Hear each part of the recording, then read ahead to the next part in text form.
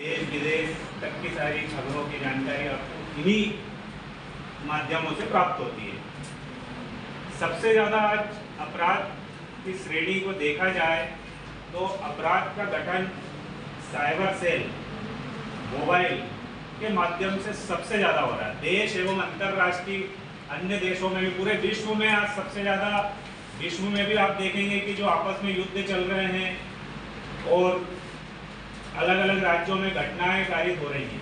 आपने बहुत सारी घटनाएं अभी पिछले 6 महीने 8 महीने में सुनी है। पश्चिम बंगाल में एक लेडी डॉक्टर के साथ बलात्कार हुआ और भी अन्य राज्यों में बलात्कार, मतलब उसको बलात्कार करने के बाद हत्या कारित कर दी जाती है।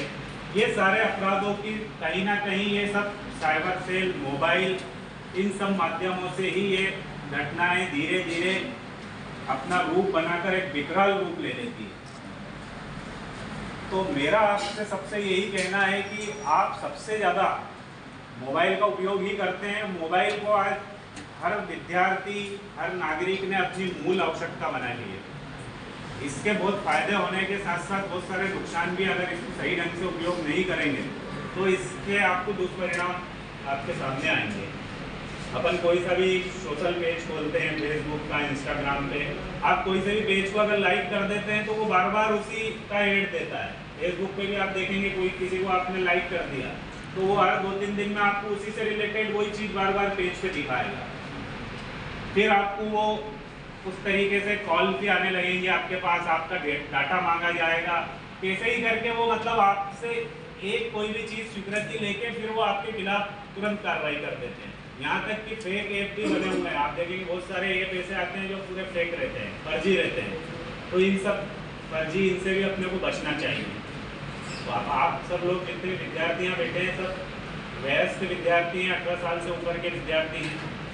तो अभी इस दौर में सबसे ज़्यादा आप मोबाइल का उपयोग करते हैं, तो आप इन सब चीज़ों से बचें। ये सबसे ज़्यादा घटना कारित करने और विद्यार्थियों को अपने लक्ष्य से भटकाने वाला एक माध्यम है। इसका आप उपयोग सावधानीपूर्वक करें। इसके बाद अधिकतर घटनाएं एक्सीडेंट की होती हैं। कुछ लोग नशा करके वाहन चलाते हैं, कुछ बिना नशा के भी वाहन चलाते हैं तो भी घटना कारित हो जाती है। तो अपने को तो अपने जो कर्तव्य है उनका पालन करते हुए कोई भी वाहन चलाते हैं तो हमेशा लाइसेंस हो आपके पास, गाड़ी का बीमा हो, PUC कार्ड हो, पूरा अपन अपनी खुद की जिम्मेदारी खुद करें कि उसके पास वो बिना लाइसेंस के चला रहा है, बिना कागजों के वाहन चला रहा है। ये ध्यान मत दो, आप अपने आप में पहले सचेत होइए कि हमें अपनी ड्यूटी क्या है उसको निभाना चाहिए, अपने कर्तव्यों का पालन करना चाहिए। तो आप लोग कोई भी वाहन चलाएं, 2 व्हीलर वाहन चलाएं, 4 व्हीलर वाहन चलाएं, उसके प्रॉपर कागज हो आपके पास, लाइसेंस हो, वाहन का बीमा हो। अगर आप देखें आप बिना लाइसेंस, बिना बीमा के कोई वाहन चला देते हैं तो आप खुद तो अपराधी बनेंगे ही, साथ साथ जिसके नाम से वो वाहन है वो भी अपराधी बनेगा। और उसके लिए आपको 2 केसों से जूझना पड़ेगा। एक तो आपके खिलाफ क्रिमिनल केस होगा और प्लस एक क्लेम का केस होगा। क्लेम में भी आपको, अगर आप बीमा कंपनी अगर बीमा नहीं है, बिना लाइसेंस के, तो पूरी लाइबिलिटी आपकी रहेगी कि आपको जो व्यक्ति को सामने वाला, चाहे वो उसमें मृत्यु हो गई हो उसकी, चाहे वो घायल हो गया हो, चाहे वो इलाजरत हो, वो पूरी जिम्मेदारी वो वाहन स्वामी और वाहन चालक की रहेगी।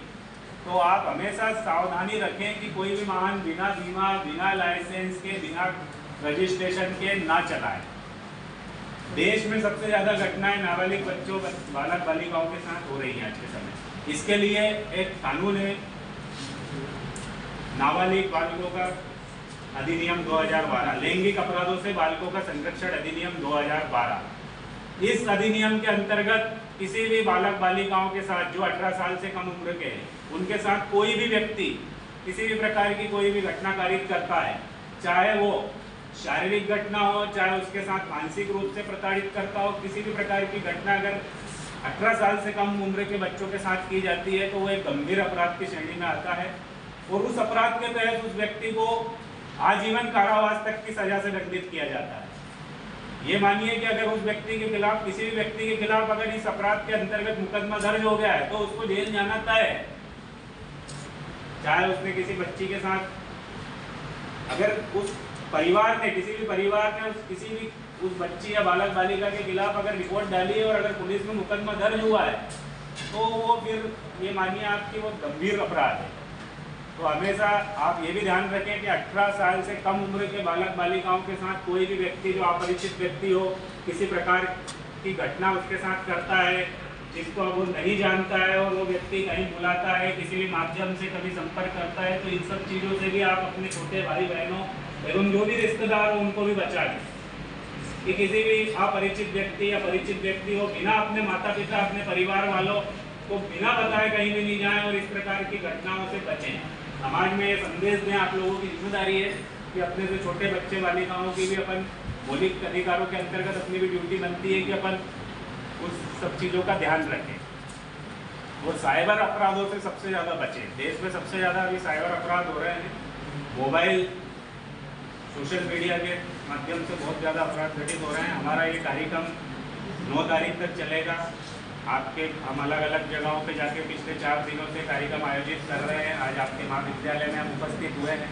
2-3 दिन और ये कार्यक्रम चलेगा। हमने बाइक रैली से सभी समाज को, पूरे नगर को ये संदेश दिया है। जब इसका शुभारंभ किया था हमने 4 तारीख को, जब पूरे नगर में बाइक रैली से इससे शुभारंभ किया गया था।